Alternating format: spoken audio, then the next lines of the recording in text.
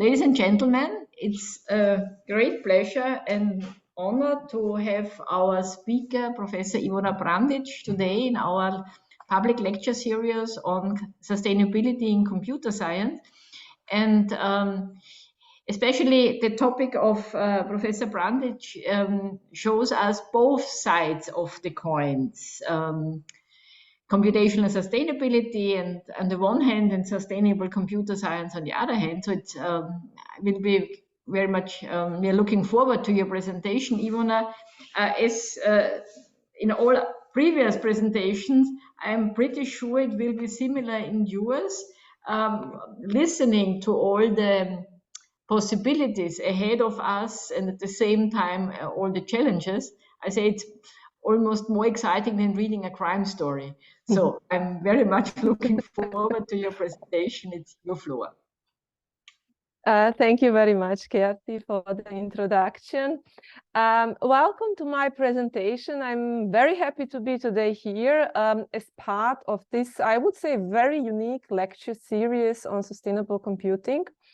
And I'm also very happy to present my results, views, but also research outcome on sustainable IT and how can we use IT to build a sustainable world. And I would like to start with what we have already achieved in computer science in the past decades, and we have achieved a lot.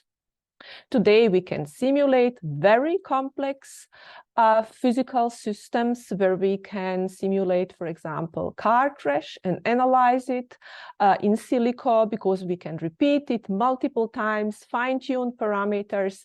We can simulate our climate change and predict the climate.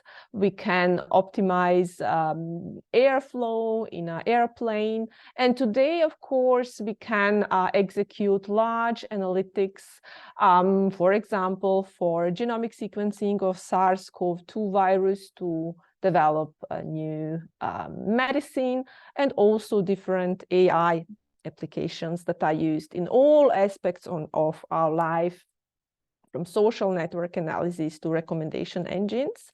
The problems and why I'm talking about sustainability from a very specific angle are basically the problems that we have with our architectures. I probably don't have to show you that, you know that, and that we have practical limitations in the development of our hardware. And since 2006, you can see with the green line here, or green rectangles shown here, this diagram shows the development of microprocessors in the last decades, and here we have the logarithmic scale. So we can see here stagnation of the computing power or frequency of our computers. However, we still have increased power of our computers because we increase the number of logical cores. We have dual cores, quad cores. And since we are miniaturizing our computers more and more, we are hitting the memory wall or the power wall because so much heat is produced that our computers could start to melt because of the heat development, right? So too much heat is produced, and as transistors get smaller, power density increases because these do not scale with size anymore. And scientists are looking for solutions. And there are many different solutions, theoretical, practical, how to deal with the problems of the separated storage and processing units, so where we have to transfer data back and forth, back and forth, back and forth in our classical von Neumann architecture. There are more, I would say, native architectures where processing and storage units are interconnected, and we have already applications in AI, for example, neural networks, that already mimic this type of architectures. On the other hand, what we have all seen this year, and this is something I think very unique, is the inflection point of AI, where basically everyone started to understand what AI means with the generative AI. Before that, most of the people really didn't know what AI means. It was something theoretical, artificial for them, but now everyone can understand what is meant with that.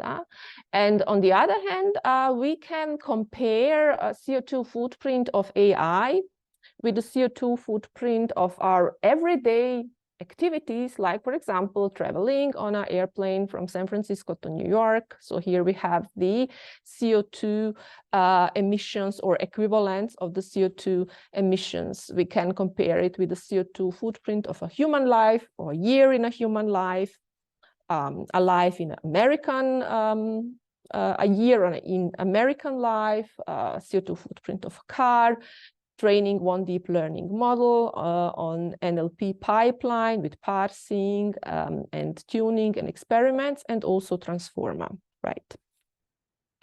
All those developments led to multiple effects in science, and one of them is that I'm sitting today here and that we have this type of lecture that we didn't have a couple of years ago.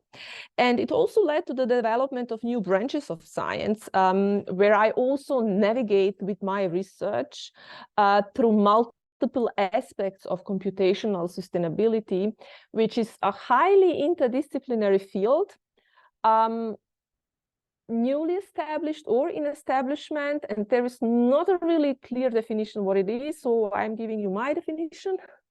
I understand computational sustainability as a field where we can use IT and try to minimize the impact of IT on our environment. We can also use IT to make a better world, to combat climate change, but we can also have human in the loop and try to change human behavior to minimize impact of our IT to the environment by changing, for example, how often or how we use our IT. And there are different methods. The typical method is to trade sustainability and efficiency, to trade off with other dimensions that we have in IT, for example, with security, with privacy, with accuracy, performance, modularity, programmability. And then there are also disruptive methods. And you have also to understand disruptive methods happen very rarely, where we invent a new technology that has sustainability and efficiency of several orders of magnitude than the traditional method. And I'm going also to tell you about one disruptive method that we have in computer science right now. And I will also tell you how we can use IT to make a better world, at least some very brief introduction to the possible fields.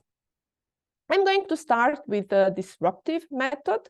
And as I said, we are currently in the post-Moore era. That means the doubling of computer power or every 18 months is not happening anymore because data volumes are growing faster than the processing power. So the computers that we are using, von Neumann architecture that we are using, and basically every device that we have nowadays has von Neumann architecture, has not been built for this type of data volumes that we are using today in our data-intensive applications.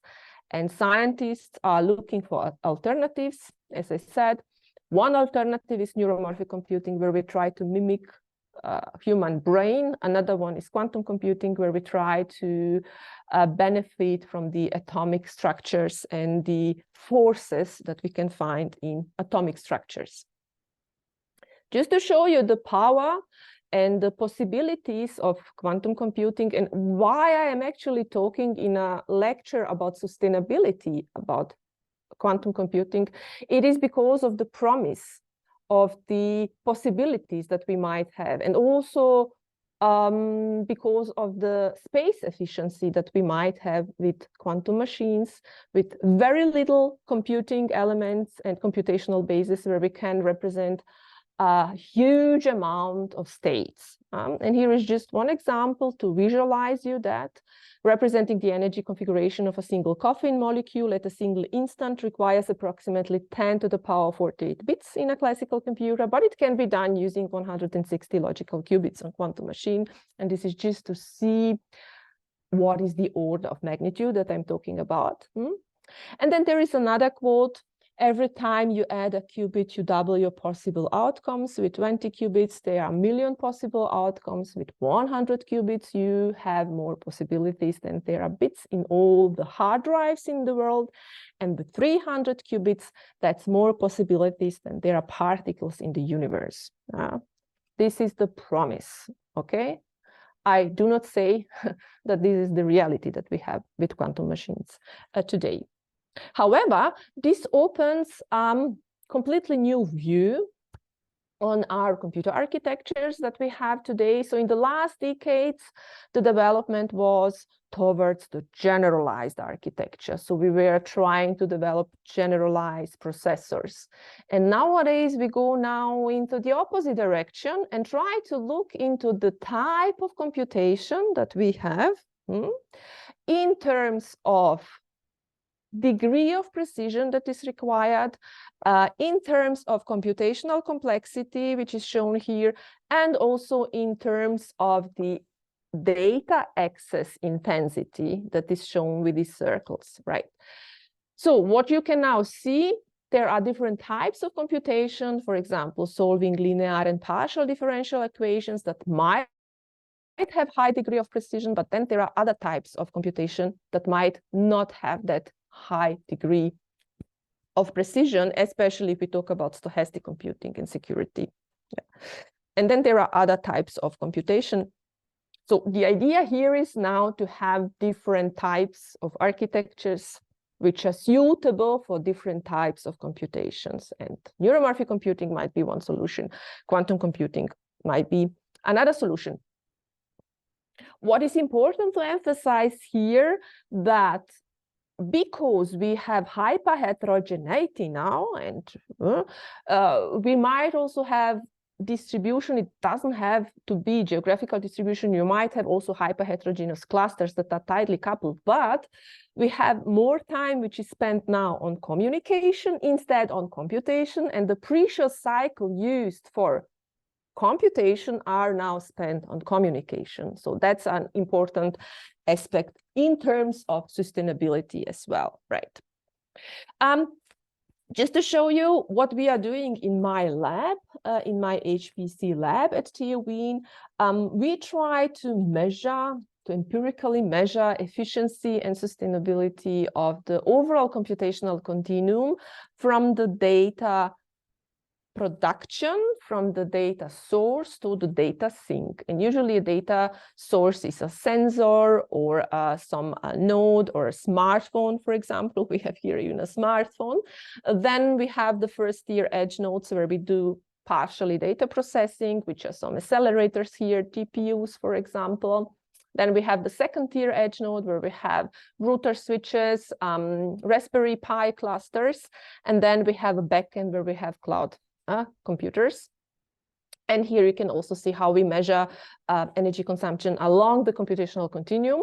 And what you can see here, this is a special device. It's called Raspberry, which is simulation of a quantum computer that you can implant on the computational continuum, somewhere on your computational continuum, to simulate access to the quantum machine. And if you look at a computational continuum, what we have now the devices which produce data, for example, glasses, smartphones, sensors on the one hand. On the other hand, you might have at your backend a cloud AGPC facility or a quantum machine. The challenge that we have now is how to deal with all the characteristics of the quantum machines, like, for example, non-determinism, or with transpilation. That means you have to transfer source code to source code. And then you have also to do the data transformation. That means here you need a certain quantum state, but here you have a digital data representation. So you have to find a way to transform your data between these two architectures, which causes, of course, a lot of work that has to be done along the continuum. And I'm going to show you that today.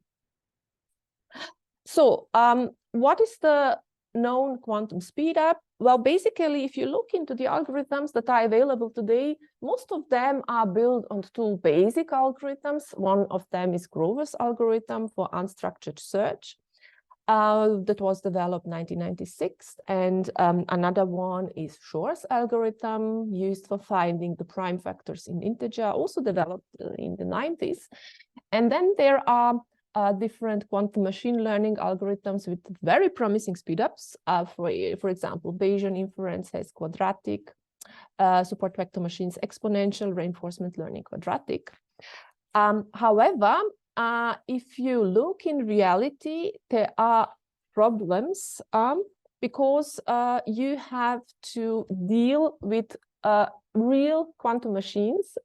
If we are not talking about the theoretical solutions, we have lack of standardization. So no matter which quantum machine you select, it is different than another one. There are no two quantum machines in this world that are identical. We have to transform our data to the quantum state. Decoherence, that means certain states decay over time. So you have to deal with that.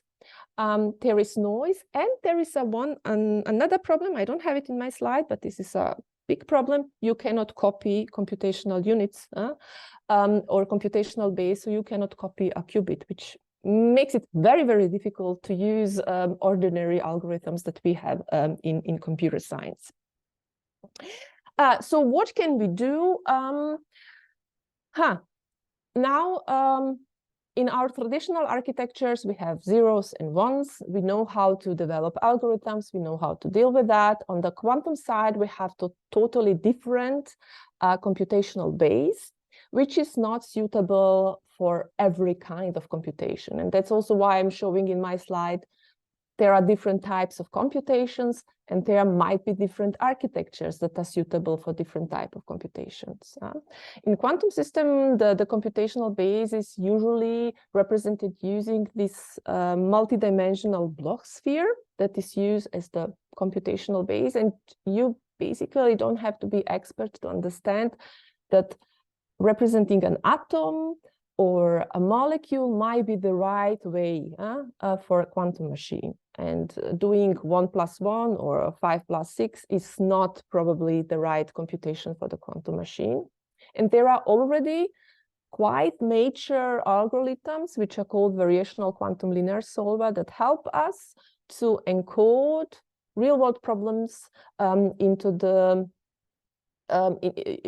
using the quantum units, computational units.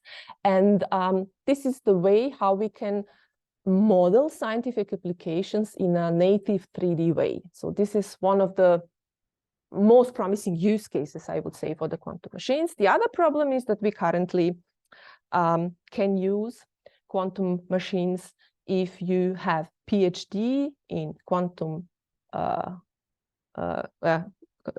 physics. We are going, and we try to change that. We have a project. I'm also going to tell you about that. So we are trying to change the requirements so that you only have to have PhD in computer science to use a quantum machine. Okay, so what is the computational basis in our quantum system? Well, in classical bits, we have either states 0 or 1. In quantum systems, we have two computational basis states, which are 0 and 1, and we define a quantum bit, or short, a qubit, as a so-called superposition of the computational basis with complex amplitudes, which complex amplitudes C1 and C2. The qubit is basically in both states at once. However, once we read it, it collapses into computational base states with probabilities according to the complex amplitudes. And the the power of quantum computing is that we can extend the definition now of one qubit to multiples, which you do by using so-called tensor products. And as I said, one qubit is into a state at once, but if you continue that, you can find and you can concatenate n qubits, which is then called quantum register. And so that's the way how you can increase the space efficiency and potential, and where the potential of quantum computing comes from, because if you concatenate n qubits, it means that it has 2 to the power of n state at once. And this is how you can go on. The power comes also from the characteristics which is called entanglement. That means if you change something at one of the qubits, it affects others, right? The spatial efficiency I already said, and that's also where the quantum advantage comes from. One of the problems that we have here is so-called data encoding. And data encoding is difficult because most of the data comes from the classic world and has to be encoded in a quantum state. And this is also, I would say, one of the major reasons to decide whether to use quantum systems or whether it can bring benefits. So the number of operations to prepare the quantum state must be small, as qubits decay fast and quantum gates are error prone. So this is one problem. And then another problem, that you have to have a good trade-off between 2 major forces, the number of required qubits and also the runtime complexity for the loading process of your data, right? And basically, bad data encoding can kill every quantum speedup. So you can have worst case exponential time, low latency. You cannot do the data streaming, qubits decay over time. And another thing is that you cannot copy the states, which makes it very, very difficult to implement. To show you 2 examples for data encoding, I have here 2 very well-known data encoding. If data has to be processed by arithmetic computation, then digital encoding is preferable. So you can see here the digital encoding. While, for example, for machine learning algorithms, analog encoding is preferred, as mapping data into the large Hilbert space of the quantum device is needed. So basis encoding is something also very, and that's why I have it. It's very easy also to understand for computer scientists. And it's used when real numbers have to be mathematically manipulated in course of quantum algorithm, and such encoding represents real numbers as binary numbers and then transforms them into quantum state in the computational basis. So you can see also here an example. We represent 5 in a digital way as 1, 0, and 1, and use then 3 qubits to represent 1, 0, and 1, right? You can do that. It is perfectly fine also if you want to implement algorithms in a traditional way, but this is not the reason why you should use a quantum machine, because you lose all the potential benefits that quantum machines can bring to you. And another one is to use this potential of the and benefit of the Bloch sphere, where you use the complex amplitude and encode as an analog encoding, and then you can encode a vector of x of length n into amplitudes of an n qubit with a quantum state with a logarithmus of n, right? And there are many other encoding examples. This is just to show you 2 very well understood and very often used in the area of quantum systems. So what is currently state of the art with the quantum hardware? Well, there is no technology that is currently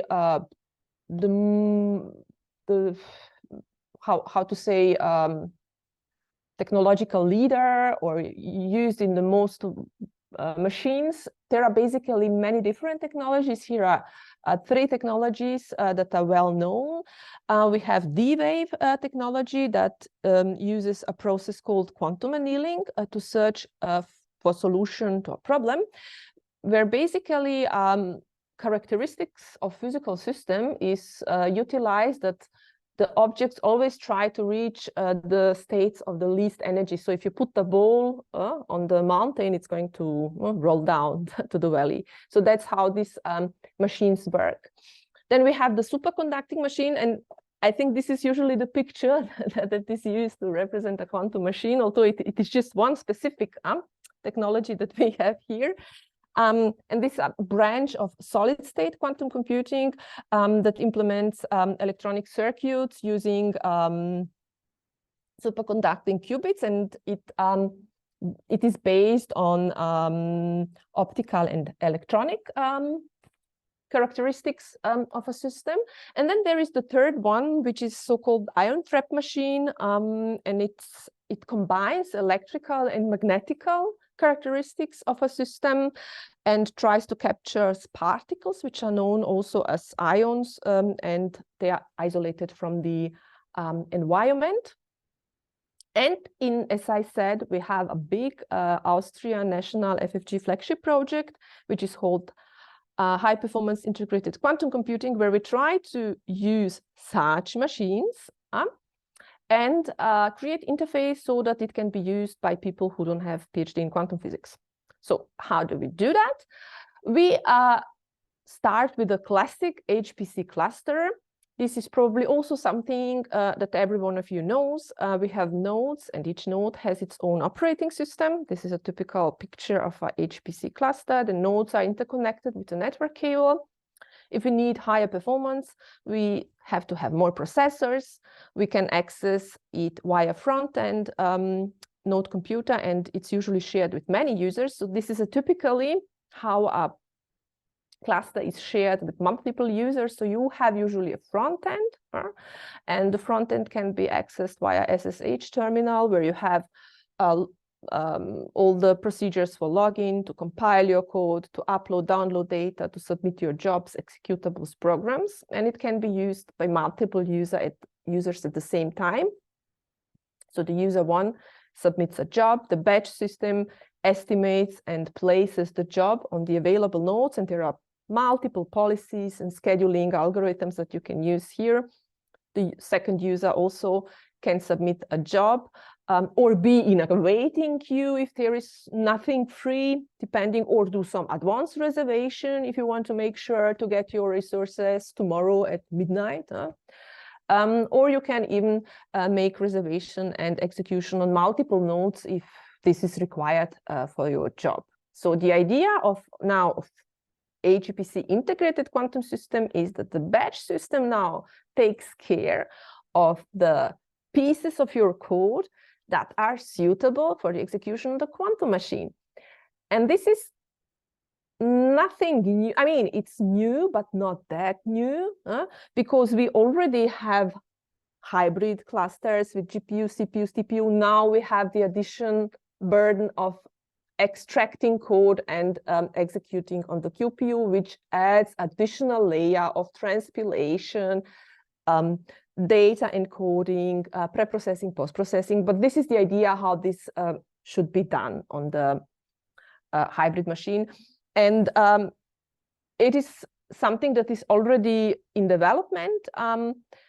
This is how an ion trap machine looked like in the lab of University of Innsbruck. So this in the background is the ion trap machine, and everything else is used to control it. And what my colleagues succeeded, they put this room size quantum computer into a rack. And this is now the quantum machine produced by a company AQT, which is a startup from Innsbruck. And this is actually a real game changer, because if you want to use something in a data center, it has to fit into the rack. And this quantum machine fits into the rack. And it works at the room temperature, because this was always a big issue. Now building and buying extra freezers for the data centers, so no one wants to do that. But now it is, at least from the technical perspective and space perspective, you can put it easily into the data center. And that's what we are doing in our experimental HPQC cluster that is built right now as part of HPQC project, where we want to develop first experimental testbed where developers can code hybrid applications where pieces of code are translated or offloaded using offloading API and automatically translated into the circuit API. This is basically the programming language of a quantum machine. And this is currently under development. We are developing first QLibs, and we have also first proof of concept use cases in hybrid infrastructure. I'm going to tell you a little bit later about that. And we have also multiple partners from industry and also from academia, from Austria, but also internationally, in order to have a very strong consortium who can do the work. So I'm now going to tell you about very interesting aspect when building hybrid classic quantum systems. You want to benchmark it. So you want to measure, is it good? Is it bad? I'm doing good or bad? Or what is the performance of my system?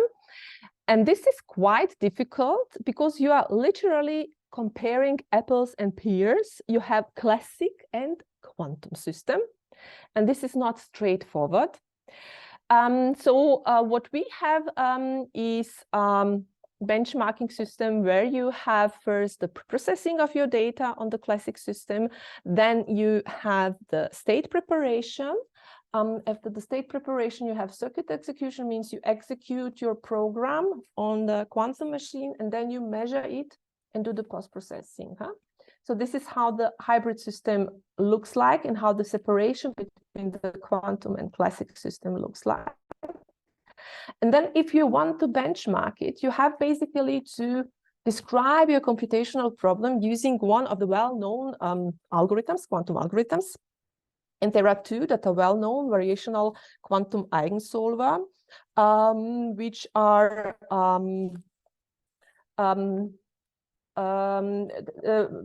there are variational quantum algorithms that is usually working like that. So you basically initialize your circuit with some cost function. Then you do the quantum execution, and then you check your condition. So is my execution satisfying? Do I have certain accuracy? And then, depending on that, you try to change your cost function. C is the cost function with new parameters, right? And then you set up a new theta, and then you again execute your quantum execution, and so on, and so on, and so on, until certain condition is met.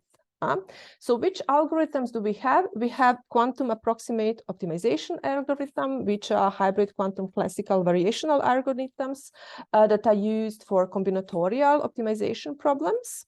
And variational quantum algorithms are the promising way to achieve quantum advantage, because we can reduce the number of qubits required by quantum algorithms to fully exploit the capabilities of the quantum system. So how do we benchmark it here? Well, you can execute on the local machine where you install, for example, a simulator.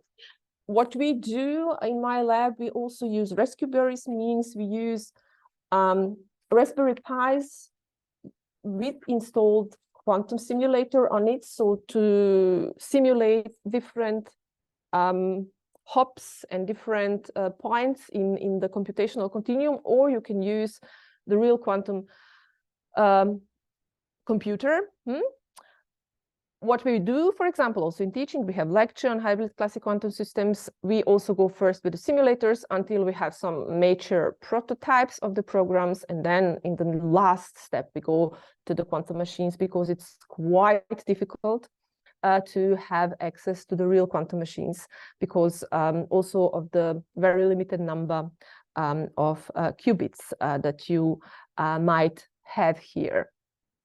Okay, so how can we represent a classical program on a quantum machine, or how can we execute a classical program on the quantum machine? As I mentioned, we are using molecular dynamics, which is very suitable for the execution of the quantum machine because of the native 3D modeling of molecules. And the molecular dynamics application is very often used in biology, in chemistry, in medicine, to simulate biological systems or to, for example, develop new medicine. And so you simulate in silico instead in vitro what is happening. And the typical workflow of molecular dynamics application is you read your input. So basically you read the trajectories, and trajectories are the snapshots of molecules on a certain time frame. So you have it every on a time series of data. Then in the next step, you find atom segments and you define collective variables, which are a function of the atomic coordinates in one frame that helps to reconstruct the free energy surface for enhanced sampling. So basically, we are interested in the free energy surfaces when modeling molecular dynamics. And then there are two computational steps, which is the distance between two atoms. You try to measure the distance between two atoms, and that can be executed very well on a quantum machine. And then based on that, you try to calculate largest eigenvalues of bipartite matrix. And these two steps are candidates for the execution on the quantum machine, right? So, and we did that. We executed molecular dynamics application on a hybrid machine where we did part of the application on the classic machine, and in particular the optimizer, finding the right cost function to encode the problem on the quantum machine was also executed on the classical machine, right? And this is the setup that we had, and we used here the machine supplied or provided to us by IBM, and to decompose the application, we used a workflow modeling tool provided to us by the University of Southern California, and they have very suitable workflow modeling tool where you can decompose applications into modular tasks that can be offloaded on another machine. So I just also want to show you how we decompose the molecular dynamics application. So here is also the visual representation, what we did. So we tried to analyze trajectories of the backbone alpha carbon atoms of amino acid segments. And we identified collective variables capturing molecular motions in a region of interest. And this is basically what we have. We have user input, we have trajectory files, atom segments of interest, we create distance matrix, and we find the maximum eigenvalue. So these are the computational steps that we have. And the question is how we decompose this on the quantum machine. So basically what we did on the classic machine, you can see it here. This is done on the end device, on the user's computer or laptop. So you read the trajectory file on your laptop. Then you select the atom segments on the classic HPC machine, and then you find the largest eigenvalues based on the distance matrix that you calculate on the quantum machine. This picture is just to show you the installation of the ion trap machine in Innsbruck, where our colleagues have to fine-tune quite a lot of parameters to allow us to do some computation. So for example, they had to move from calcium to barium isotope in order to achieve longer times where the particle stays excited. So you want particle to stay in a certain state for a certain period of time so that you are able to measure it. And of course, what we had is to reduce the error rate. So to move the error rate from 1% to 1 promille, and also the initial error when you initialize the register, and also the readout error. They are also trying to reduce the error for us. These are also just some pictures from the lab to show you how it works. And here is also the quantum machine in action. So you can also see barium isotope, which is blue. And this is the setup in an experimental place where you can fine-tune all the parameters and change everything quite easily. And this is how it looks like if you put it into rack and try to fit into ordinary data center.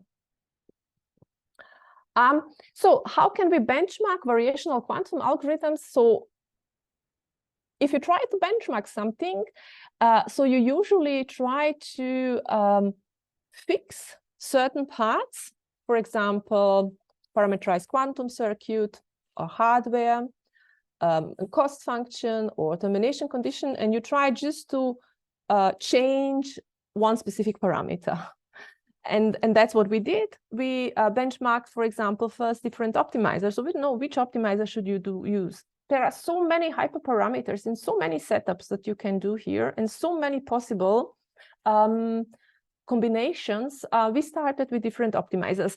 And I have also to say that the computation that we are doing now on the hybrid machine is not faster.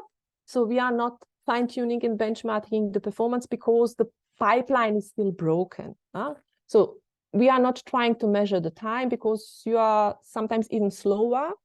What we are trying to benchmark here is the accuracy of the computation.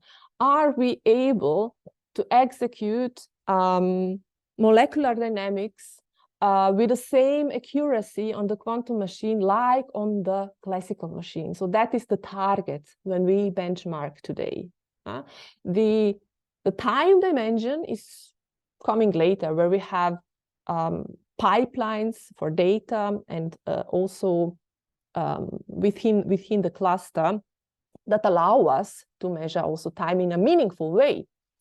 And here is just to show you how we measure the error. So if you look here, here is the benchmarking the error of the execution on the classic machine. So this is the bipartite matrix, and this is the difference between variational quantum eigensolver with the bipartite matrix. And we try to minimize the error between the classic machine and the quantum machine, and to select the parameters in a way so that we can minimize the error. And here you can see different circuits that we can use. So there is real amplitude, Pauli 2, excitation preserving with different repetitions and entanglements. And then we used also different hardware. Here are different machines where you have different processors and different number of qubits. But for now, we are targeting the accuracy of the execution of the computation. And here is one of the parameters and one of the measurements that we did. We benchmarked different optimizers. We used Cobila, which is constraint optimization by linear approximation that performs linear approximations of both target and constraints function. We had SPSA, which is a stochastic optimization method focusing on the measurement of the objective function. And we had also moving in the direction of the steepest descent defined by the negative of the gradient. So we had 3 different optimizers where you can see, for example, that Cobila is converging quite early with the least mean square error. In the last part of the lecture, I want just to give you an overview about how we can use IT to make a better world, to save human lives, and also to build a sustainable world. And what is the most sustainable asset and most important asset that we have currently? It's a human life. And in Vienna is quite an old city, and we have quite old streets that are not built for cars. Here is a typical crossing. that you can find in Vienna. It is a real crossing in 23rd district. And typical situations that you might have on the street where this car has the right to turn right. And then here is the bus stop, here is the bicycle driver. And if you are not lucky on that day, you might have very, very bad accident here because you don't see the bicycle driver, because here is a child running on the street and so on. So, and we had the challenge of the city of Vienna asking for innovative use cases of 5G that go beyond just having faster internet. And we thought, okay, let's implement intelligent traffic light where you can visualize objects that are in the dead corner of the vehicle that the driver cannot see and that all the assistance systems cannot visualize, because if they could do that, we will all use them, but they cannot. And the idea was, let's create a system that scales, that can be used at multiple traffic lights in Vienna. And we call intelligent traffic light every traffic light that can do more than just showing green and red, that can do some computation. And we did that. So we installed convolutional network on the camera that are trained to detect kids, bicycle drivers, dogs. Then we process the video frames with the edge computer that is installed here in the chamber of the traffic light. And then we detect objects, for example, of interest, like pedestrian, dog, child. And once we detect an object of interest, we send notifications on all cars that are in a certain region, for example, here or here. And that's what the users can see on their smartphone. And the smartphone can be here in your car, and you can get even some, I don't know, acoustic signals, for example. But you can also aggregate the data for higher order decisions. For example, how to steer blue light organizations, or to have some aggregated accumulated information. And we won the 5G challenge by the city of Vienna. And we have also shown how you can use computation, but also communication technology to save human lives. And we benchmarked again with different hardware. So you can use here, you can see Raspberry Pi 3, 4, and also in combination with some accelerators. So you can see that we are quite good in time. We are lower than 100 milliseconds, which is quite good if you need a reaction of a driver pushing the brake or stopping the car.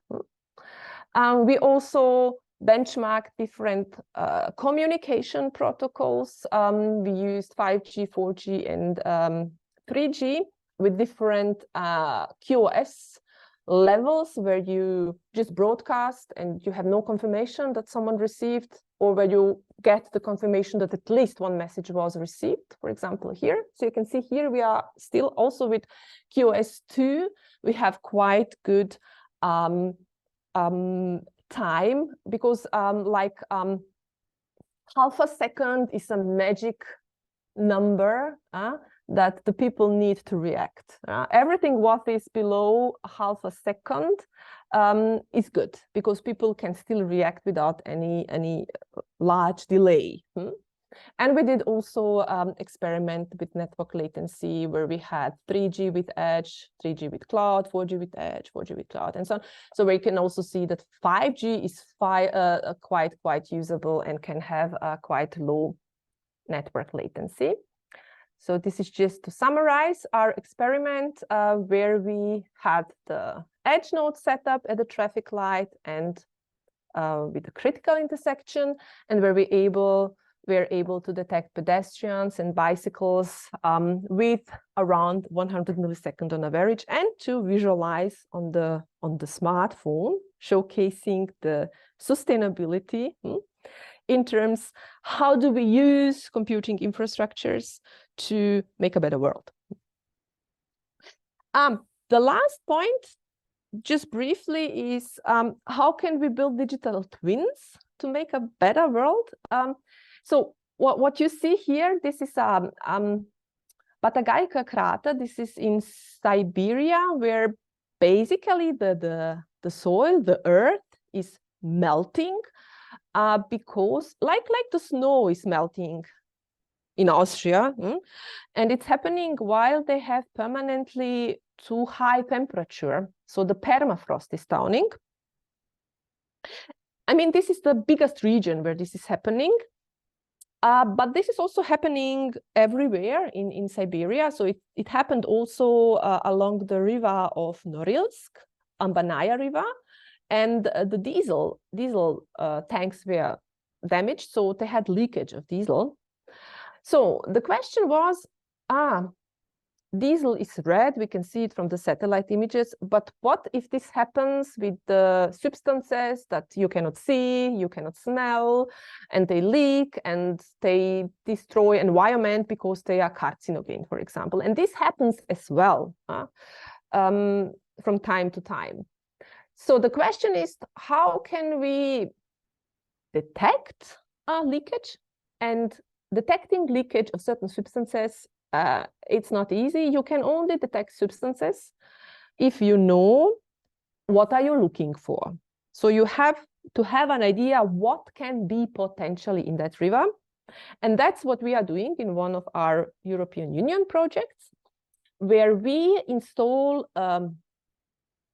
sensors, so every 100, 200 kilometers, and we continuously observe the quality of the water and capture so-called micro fingerprints, micropollutant source. So the small particles, for example, of the cooling liquids that leak into the river, which are not dangerous, but we can sense it. So we know then potentially what could be later on in a river.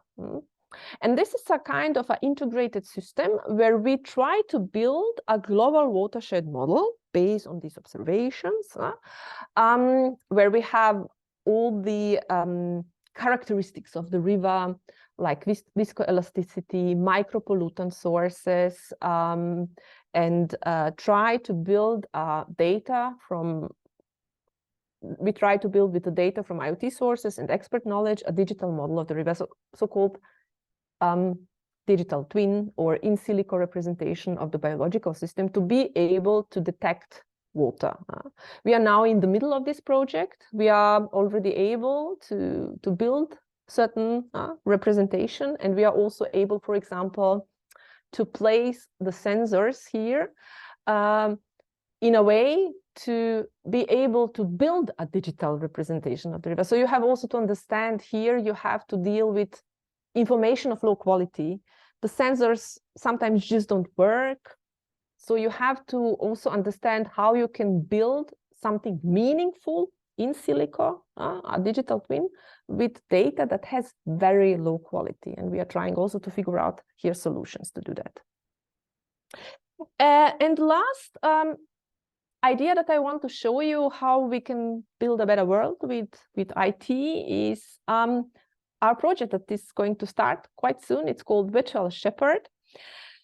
This is again a project so typical for Austria because we have the Alpine region, which is very rare. We don't have that much space, especially the areas where the cows are on the Alm.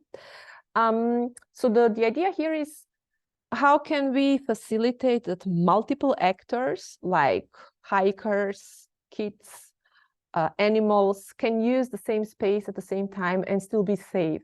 Because especially cows, when they have babies, they might be and are very aggressive. So they attack, for example, hikers. So the idea here is to have a virtual fence where the farmers, they can take their smartphone or a laptop computer, create a virtual fence. And the cows, they have certain sensors that track their position using satellite technology, LoRaWAN, so wide area networks, 4G, 5G. And based on their positions and the location of the fence, they can be pushed back when they are in the in the area that they should not enter, for example, by having and producing some noise that they don't like. So we are not hurting animals. I have to say that we are not hurting any animals. The worst thing that they get is some noise that they don't like, so they go back and don't violate the virtual fence. And this is a project that is going to start soon with Technische Universität Graz, Seafinder company, who is producing and selling these sensors for the cows, and Moving Layers, who is also in charge of the satellite communication. Okay, so this is from my side. Just to conclude my lecture today, I have shown two parts of sustainability. On the one hand, how can we achieve sustainable IT with new generation processing units, new generation accelerators that offers efficiency of totally new order of magnitude, but for very specific applications, for example, chemistry or machine learning. I have also shown you the challenge of integrating hybrid systems, how we go on, and what are the steps, what can we do, what we cannot do right now. For example, the time dimension is something we cannot measure very easily today. But what we can do is also to educate and also to create a mindset to overcome the limits of von Neumann architecture. When developing and utilizing hybrid systems, we have to deal with limited hardware availability. It's simply not available in the size that we need to implement our algorithms, also because of the noise that is coming with higher number of qubits. And that's also why we need simulators for teaching and for engineering, and also why the importance of benchmarking is here, to learn how to deal with real machines, to also understand the problems if you integrate real hardware, and maybe also some side effects that you don't have on the simulator, right? We focus on the telescope technology. It is called telescope technology. So we develop programming models, we develop tools, benchmark suites for the hardware that is not yet there. But we want to be ready once the hardware is there, in the speed, in size, in the characteristics that allow us to execute applications. And I have also shown you some research directions and also some problems that we have when we utilize digital twin technologies in order to build a better world, to save humans from accidents on the traffic light, but also how we can make decisions that depends also on the power, but also on the simplicity of the model, that basically has to capture what is necessary also for the decision making, and not more than that. Thank you very much for your attention. If there are any questions, I'm very happy to answer them. And yeah, feel free to ask if you have any. Thank you, Ivona. Great presentation. I see already a first question in the chat. Can you, what am I can read I will try. I will try yeah. to. Okay. Let me see if I see. Okay. You start with how much CO2 emission neural network and AI cause, slide 5, and later slide 41 plus. You propose adding object recognition to traffic light to improve sustainability. Is it not a contradiction? Yes, it is. And this is typical what we have when we do trade-off. You accept that you produce CO2 footprint with your technology if you are saving human lives. Yeah. May I have even follow-up? Because I also had this slide 5, not going as far to the contradiction, but you have shown that for these transformative models, that there's way much more energy used. But I mean, I think it's almost impossible to answer it. But nevertheless, of course, these transformative models are also used perhaps to save energy on the other side. And you know, it's always the trade-off. Yeah, absolutely, absolutely, Gertrude, you're right.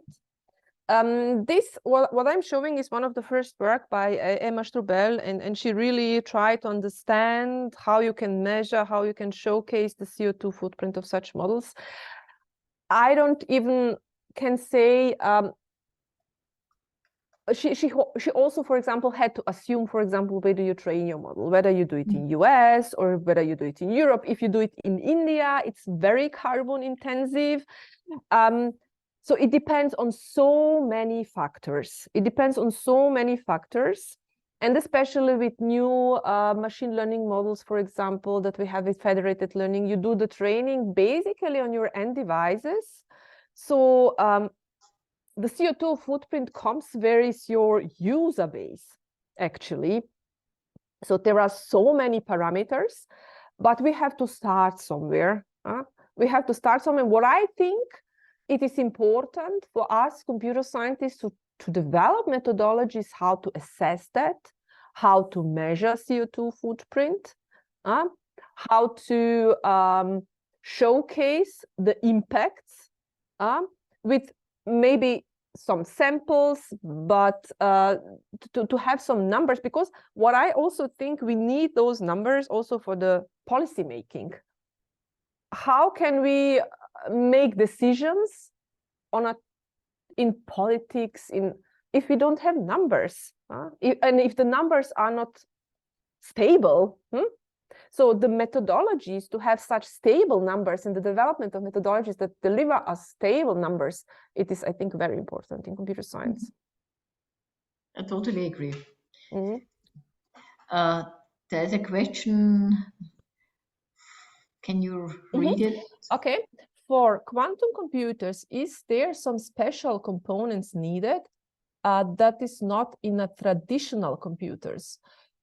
Oh.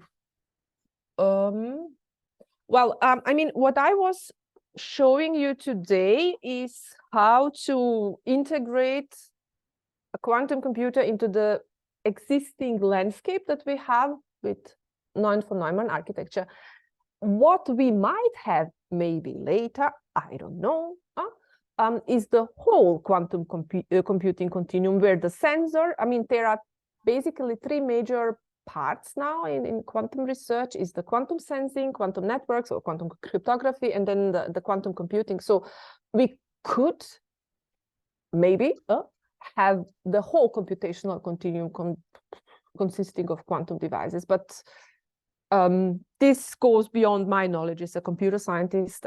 This is absolutely physics, and you might also have a computational continuum, if I may call it like that, that is built of non-von Neumann architectures too, theoretically.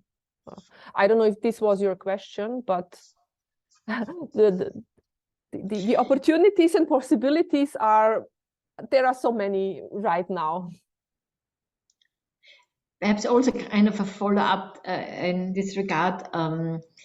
There is this Vienna scientific cluster, and I think this should be now kind of rolled out to whole Austria. There is this Musica project, this multiple user site computer architecture, the computer cluster. Is it done, or are there ideas to also include a quantum computer in this Musica cluster? I don't know. We have it in HPQC, which is the major goal. The major goal of this project is to develop tools, libraries, first proof of concept use cases to showcase utilization on the hybrid system. I don't know if this is going to be included into a bigger cluster. Might be. Okay.